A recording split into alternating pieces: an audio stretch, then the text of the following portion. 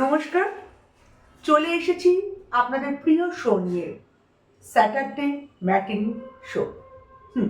আজকে যার কথা বলবো সে আপনাদের পরিচিত, একজন সুপরিচিত সুগায়ক, কিন্তু তার কথাগুলো আমাদের হয়তো অনেকটাই অপরিচিত বা অজানা।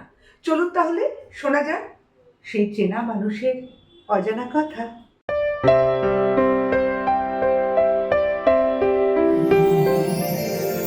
बेहद যদি না হয় রাজি, বসন্ত যদি না যাজি, এই আসরে জীবন তুমি ভালো বন্ধু আমার পাশে।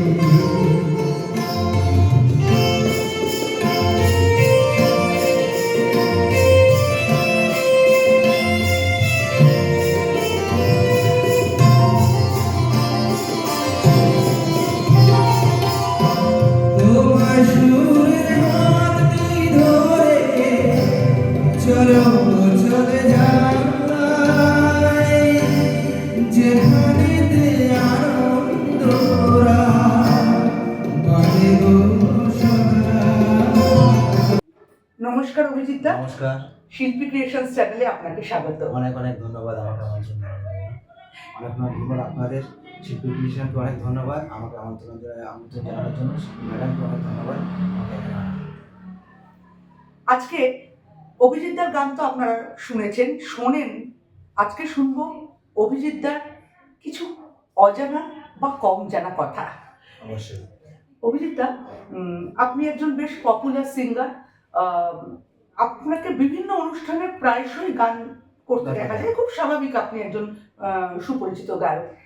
আপনাকে প্রথম প্রশ্ন আমরা জানতে চাই যেটা, যে এই গায়কটা কি ছোটবেলা থেকে এই গায়ক হওয়ার স্বপ্ন ছিল, না কোনো কারণে আপনি হয়ে গেছেন? না, ছোটবেলা থেকে গানের স্বপ্ন বলতে আমার বাড়িতে গান বাজনার চল। আমার বাবা মা যথেষ্ট প্রতিষ্ঠিত গায়ক। বাবা অবশ্য এখন নেই, মা বাবা দুজনেই প্রতিষ্ঠিত গায়ক। আমার দাদা ছিলেন একজন বিশিষ্ট তবলাবাদক, যদিও উনি খুব অল্প বয়সে মারা গেছেন। আলী আহমেদ খান ছাত্র ছিলেন, পরবর্তীকালে রাধাকান্ত নন্দির ছাত্র ছিলেন। তো বাবাকে দেখে গানটা গুনগুন করে গাইতাম, কিন্তু গানটা যেহেতু বাবা মা গাইতো, তখন ভাবতাম আমি যে আমি একটা ওই দাদার মতো একটা কোনো বাদ্যযন্ত্রে যাব। তো পরবর্তীকালে ওই ড্রামসে ভর্তি হয়, ড্রামস। তো ড্রামস আমি 8 বছর শিখেছি। 8 বছর শেখার পরে একটা অনুষ্ঠান করতে যাওয়ার সময়, কোনো একটা অনুষ্ঠানে যে গায়ক ছিলেন, শিল্পী মানে আসার কথা ছিল, উনি কোনো সময় মানে সেদিনকে অ্যাবসেন্ট ছিলেন, কোনো কারণে আসতে পারেনি।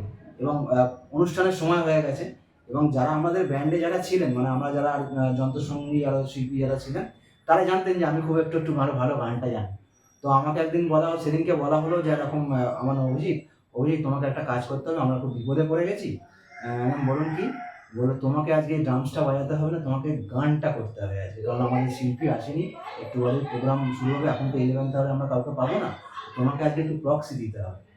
তো ঠিক আছে, আমি চেষ্টা করবো। যদি বললাম তুমি পারবে, আমি জানি। তো সেই দিন থেকে আমার গানটা কিন্তু শুরু, এবং যথেষ্ট সেদিনকে আমি নিজেও ভাবতে পারিনি যে আমার গানটা এতটা ফুটেজে লোকে মানে পাবলিক নেবে, এবং এত সুন্দর হবে অনুষ্ঠানটা আমি নিজেও বুঝতে পারি। সেই থেকে আমার ওই ড্রামসটা ছেড়ে দিয়ে গানে ফেরা। তারপরে আস্তে আস্তে সবাই গান যখন শুনতে আরম্ভ করে, বলো তোমার গানটা যথেষ্ট খুব ভালো, তুমি গানটা নিয়েই চর্চা করো। তো সেই থেকেই আমার কিন্তু গানে আসা। বাহ!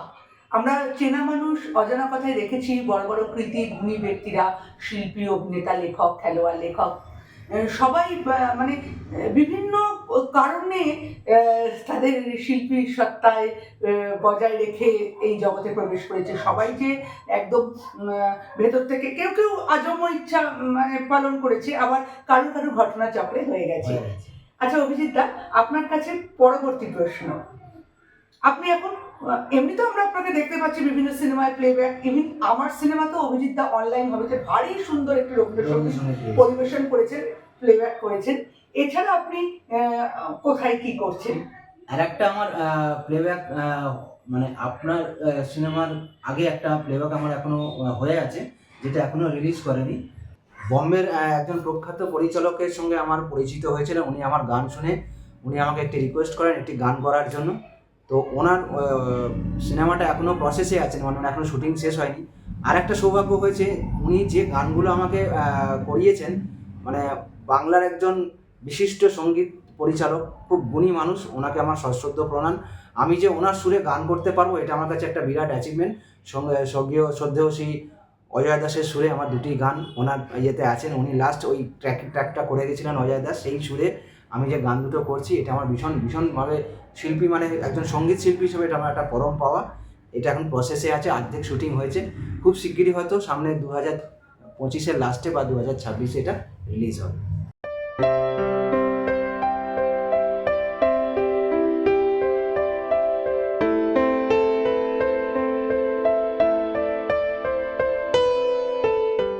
এই যে শিল্পীদের জার্নি তো সবসময় মসৃণ হয় না, না, অনেক পথ কঠিন হয়। অনেক কঠিন।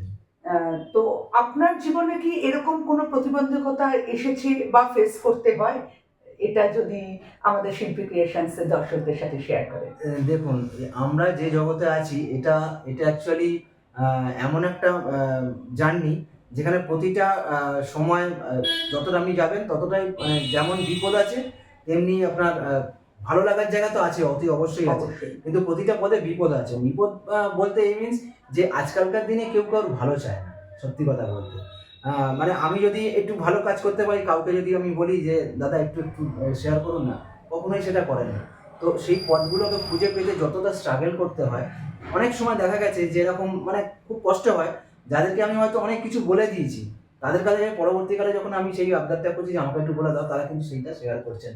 এটা সব থেকে কষ্ট লাগে এই কারণে যে পরবর্তীকালে তাদেরকে আমি হয়তো অনেক পথটা এগিয়ে নিয়ে যাচ্ছি, সেই পথে দেখছি তারা কিন্তু আমি যে পথটা ওকে দেখাচ্ছি সেটা হয়তো ওরা অনেকটা অ্যাচিভ করে যাচ্ছেন, কিন্তু আমি পরবর্তীকালে যখন তাদের কাছ থেকে কোনো হেল্প চাইছি বা সেটা ওরা আমাকে করছেন না, তখন একটু কষ্ট হয়। তখন ভাবি যে এক সময় যে আমি যে জার্নিটা করছি সেটা কি ঠিক নাকি সবকিছু মানে তখন একটা কি একটা ফ্রাস্ট্রেশন তাহলে কি সবকিছু এখানেই স্টপ করে দেবো। মাঝে মাঝে এটা সবসময় এগুলো খুব মানে আঘাত করে, এটাই হচ্ছে কথা। মানে একটা শিল্পী হয়ে একটা শিল্পীর সঙ্গে সবসময় পাশে দাঁড়ানো আমি মনে করি উচিত, আমি সবসময় সেটা চেষ্টা করি। আমি হয়তো দেখুন সবকিছু তো আর পয়সা দিয়ে হয় না, একদম পয়সা দিয়ে হয়তো আমরা আর্থিকভাবে না করতে পারলে যতটুকু আমার এখতিয়ারের মধ্যে আছে, যেটুকু আমার চেনা পরিচিত যারা আছেন তাদেরকে আমি হেল্প করে দিই, সেটা আমার কাছে কোনো প্রবলেম। কিন্তু পরবর্তীকালে ফিডব্যাকটা আমি তাদের কাছ থেকে কিছু পাই, তখন সেটা খুব কষ্ট হয়। তখন এক সময় মনে হয় যে এই জার্নিটা এখানেই স্টপ করি। না, একদমই নয়, স্টপ কখনো করতে নেই। এই প্রসঙ্গে আমি বলি আমার ব্যক্তিগত অভিজ্ঞতা এবং আমার যেটা মানসিকতা বা আমি যা মনে করি সেটা হচ্ছে, দেখুন আপনি যা বলেছেন অবশ্যই ঠিক। কিছু মানুষ ভালো আছে, কতিপয় ব্যক্তি তো এরকম আছেই, একটা জেলাসি, একটা মানে এগোতে নামা দেওয়ার প্রবণতা থাকে। তবে আমি বলি যে গুণ তো কখনো চেপে থাকা যায় না, চেপে রাখা যায় না। সূর্যের আলোকরশ্মি যেন প্রতিভা তো হবেই, যতই কালো মেঘ তাকে সাময়িক ডাকুক না কেন। সেরকম যে কোনো শিল্পী বা যে কোনো মানুষের তার যে যোগ্যতাটা, সেটা মনে হয় আমরা কেউ কেড়ে নিতে পারব না। আর আমার ব্যক্তিগত কথা বলি অভিজিৎ আপনাকে, এরকম আমারও অনেক হয়েছে, কারোর জন্য করেছি, সে হয়তো রিটার্ন দেয়নি, কিন্তু ঈশ্বর ওপরওয়ালা কর্ম বলে যদি মানে আমি বিশ্বাস করি আছে, আমি কিন্তু অন্য কোনো জায়গা থেকে সেই রিটার্নটা পেয়েছি। তো একজন শিল্পী হিসাবে একজন শিল্পীকে একান্ত অনুরোধ, হ্যাঁ এই জায়গাগুলো আসে আমাদের ফেস করতে হয়। আমি বারে বারে বলি বলা সহজ, করা কঠিন, কিন্তু শিল্পীদের হারতে নেই, লড়াইটা ছাড়তে নেই। এত বড় আকাশ তলে জীবন কেনে ছোট, পিরিতি ফুল মন বৃদ্ধে ঝরবে যে ফোটো।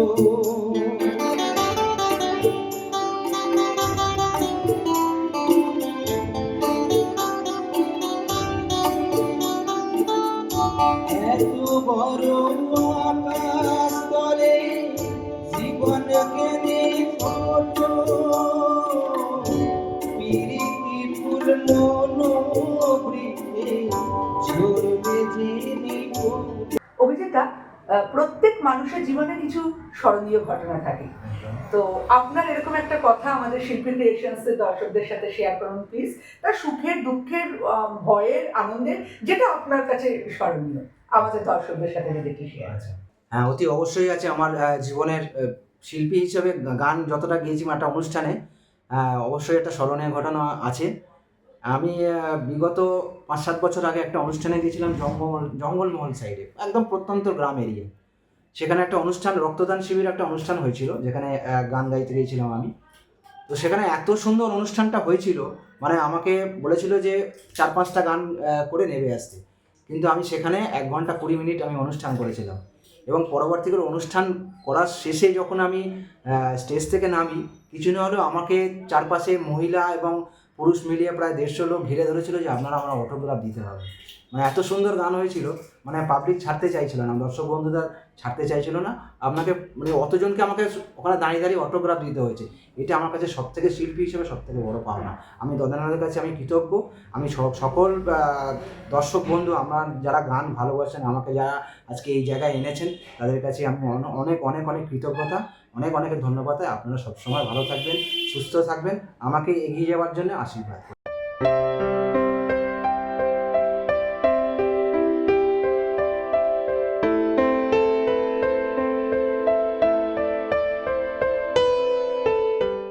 বাহ, এটা সত্যি অভিজিৎ দা মনে রাখার মতো ঘটনা।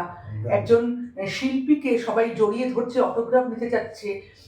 এই যে মানুষের ভালোবাসা, শ্রোতা দর্শকদের ভালোবাসা, এর থেকে আনন্দের আর চিরস্মরণীয় ঘটনা সত্যি কিছু হতে পারে না। অভিজিৎ দা, আপনাকে অনেক ধন্যবাদ। এই শিল্পী ক্রিয়েশন 7কে আপনার অমূল্য সময় থেকে সময় দিলেন। আপনার জার্নি আরো সুন্দর হোক, আপনার নাম আরো ছড়িয়ে যাক, আপনার শিল্পী হিসাবে সমস্ত স্বপ্ন পূরণ হোক। আমরা আপনার থেকে আরো ভালো কণ্ঠ পাই, আরো ভালো সুর পাই, মূর্ছনা পাই, গান পাই, এই শুভকামনা জানিয়ে আজকের মতো বিদায়। এই করেছো ভালো নিঠুর হে, নিঠুর হে, এই করেছো ভালো। ফিচার ফিল্ম অনলাইন হবেতে অভিজিৎ দা ভারী সুন্দর প্লেব্যাক করেছেন একটি রবীন্দ্রসঙ্গীত, যেটি এখন ওটিটি প্ল্যাটফর্ম ক্লিকে চলছে। জালো নিঠুর হে, নিঠুর হে, এই করেছো ভালো। এইরকম অজানা কথা জানতে চাইলে শিল্পী ক্রিয়েশনস চ্যানেলটিকে অবশ্যই সাবস্ক্রাইব করুন। আর ভালো লাগলে like, comments and share please.